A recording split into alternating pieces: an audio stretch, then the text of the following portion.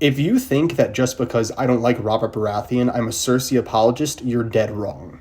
And if I'm being totally honest, there are way too many Cersei apologists in this fandom. Now, I have said before that I do love the character of Cersei, and I have joked that she did nothing wrong, but that is all it is. It is a joke.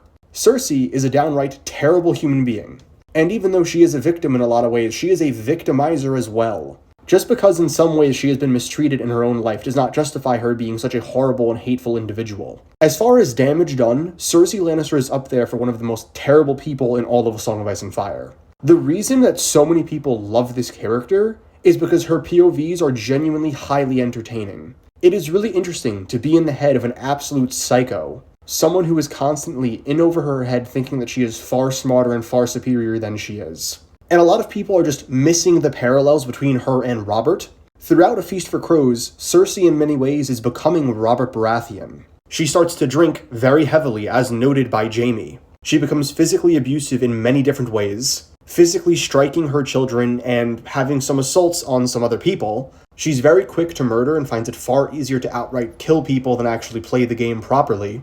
And in many ways, she is becoming a drunken usurper queen. And here is the thing, I think there are way too many people on this app who give Cersei Lannister way too much credit and love her too much to the point where they are defending a terrible person. Real quick, I want to talk about her Walk of Atonement, and the irony of her walk. Now, a lot of people have said before that her Walk of Atonement isn't justice, and in many ways I do agree. It is a very degrading form of punishment, it is very gender-specific, and she isn't actually brought to justice or changed by this action. It is just an unbelievably cruel thing that is done to her.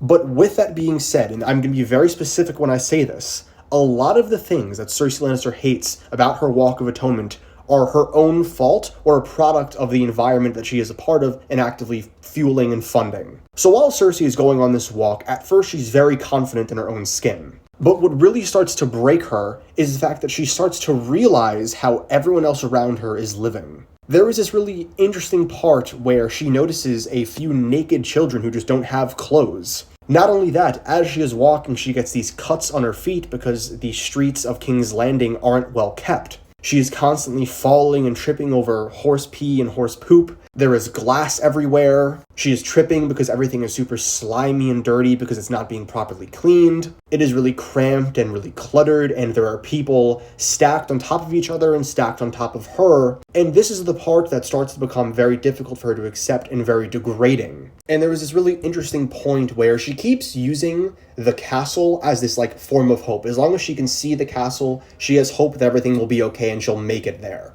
But then she gets to this one alleyway that is just so shrouded in darkness and buildings and clutter and filth and people that she can no longer see the castle. And because of that, she loses all hope and just starts to freak out and have a panic attack.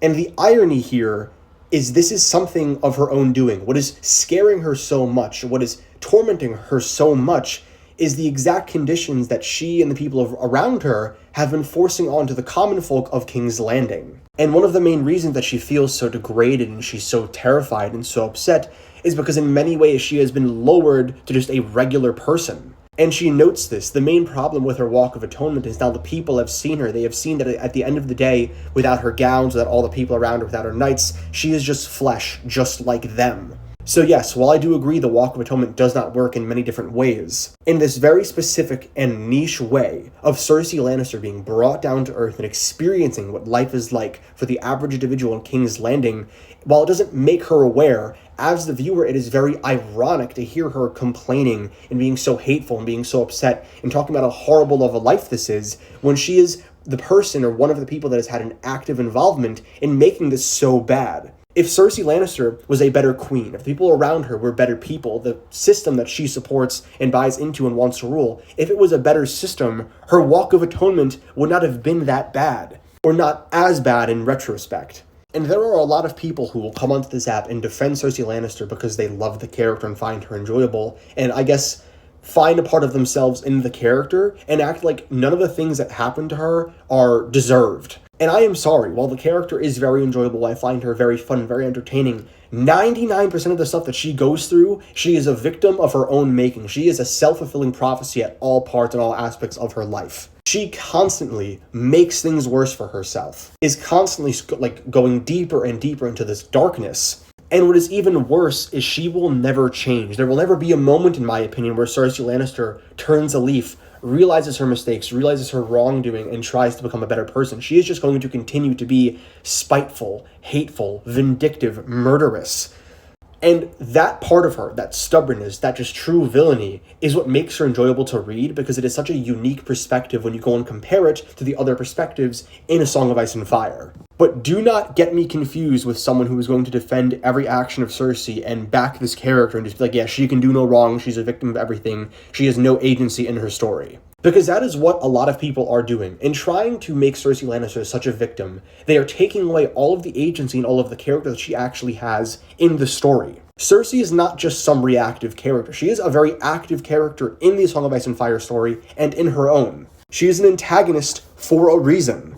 And people need to understand that just because you like this character, do not get that confused with just backing her at all times. And it is the same thing with Robert Baratheon. But the reason I zero out Robert Baratheon and talk about why I hate him more is Cersei Lannister's flaws are very obvious because we are in her head. Robert Baratheon, on the other hand, is someone that you don't understand as much because you're not in his head, and because on the outside he kind of seems cool with his past, a lot of people will overpraise and overlove this character, when he is just a symbol of toxic masculinity. And as someone who could have very well been on the path that Robert Baratheon goes down, seeing this play out, I find it terrible because it is just this symbol of everything that I don't want to be. And that is why I speak with a far more negative tone when I talk about this character, because personally he affects me a lot more than Cersei does. I don't need to go on a rant every 5 days talking about how much I hate Cersei and how bad of a person Cersei is, because you should know she is a bad person. It is spelled out for you in the text. Robert's villainy is far more subtle, and that's why I need to mention it more often. Hope this helped.